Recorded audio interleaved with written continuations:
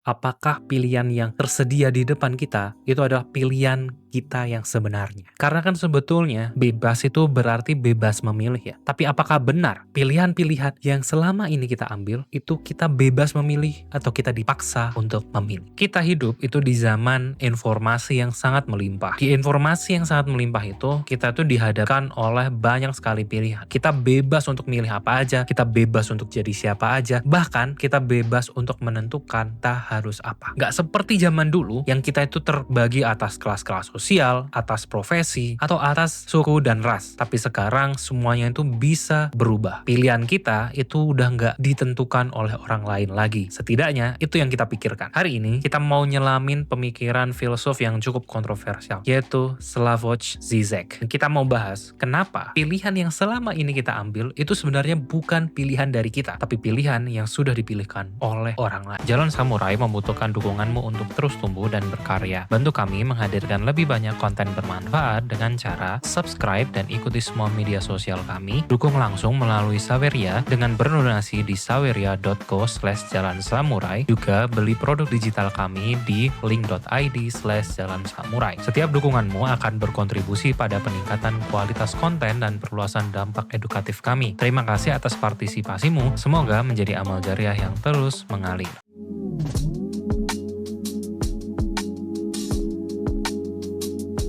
Selamat datang di Minds of Giants, di mana kita mau menyelami pikiran-pikiran dari tokoh-tokoh besar di dunia. Dan di episode kali ini kita mau membahas pemikiran filsuf yang cukup kontroversial, yaitu Slavoj Zizek. Tapi kontroversialnya itu bukan kontroversial yang negatif, tetapi di cara penyampaiannya yang unik dan menggunakan pop culture. Tapi sebelum kita selami salah satu pemikiran dari Slavoj Zizek, kita harus tahu dulu Slavoj Zizek itu siapa. Slavoj Zizek itu adalah filsuf asal Slovenia yang dikenal sama cara bicaranya yang unik, cadel, dan pemikirannya itu yang kadang nggak terduga. Dia itu menggabungkan psikoanalisis dari Lacan, Marxisme, dan budaya populer atau pop culture, film, musik, dan lain sebagainya. Dia itu kadang bahas Batman, bahas Coca-Cola, kadang juga bahas ideologi politik. Inti pemikirannya itu banyak sekali sebetulnya. Tapi inti yang aku tangkap itu adalah banyak hal yang kita anggap normal sebetulnya adalah hasil dari konstruksi ideologi yang kita ikuti tanpa sadar dan tanpa kita pertanyakan. Zizek bilang, di zaman modern, penindasan itu bukan seperti zaman dahulu. Ketika kamu itu dilarang melakukan sesuatu, kamu akan ditembak dengan moncong senjata. Enggak, atau dipaksa dengan kekerasan. Tidak seperti itu. Justru, di zaman sekarang, itu sangat berbeda. Kalau dulu ya, kamu hidup sederhana sebagai seorang petani misalnya, kamu akan jadi petani juga. Jadi ketika kamu hidup di lingkungan petani, maka kamu akan jadi petani juga. Kamu akan diwarisi lahan, kamu akan hidup dari mengolah lahan. Tapi sekarang itu berbeda. Kamu sekarang itu seperti diberikan pilihan yang seluas-luasnya.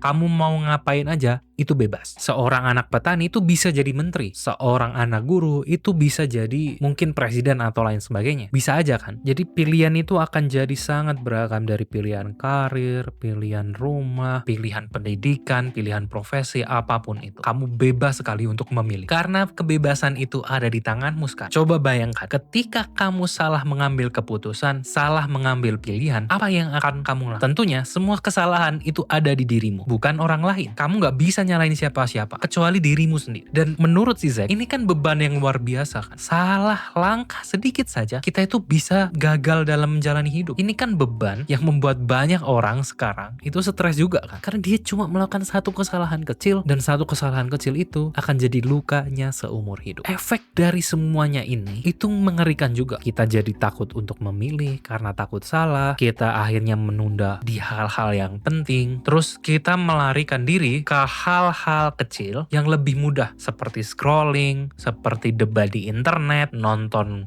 series aja, dan lain sebagainya. Karena kan kita nggak bisa menerima kenyataan bahwa kalau kita mengambil keputusan besar, itu akan terjadi kesalahan dan kita yang disalahin juga. Bahwa kehidupan kita itu adalah pilihan palsu. Karena meskipun banyak sekali pilihan, ada sistem yang diam-diam mempengaruhi kita untuk mengambil pilihan tersebut. Gaya hidup misalnya, secara tidak langsung diarahkan ke kehidupan seperti ini. Gaya hidup tertentu, pakaian tertentu, visual tertentu, pemikiran tertentu, itu dipengaruhi oleh sebuah sistem. Ya mungkin sekarang itu lebih mudah ya, karena adanya algoritma merekam apa aktivitas kita, dan algoritma menentukan aktivitas apa yang kira-kira kita inginkan. Dan secara otomatis, secara tidak sadar, semuanya itu mengarah pada aktivitas dan gaya hidup tertentu.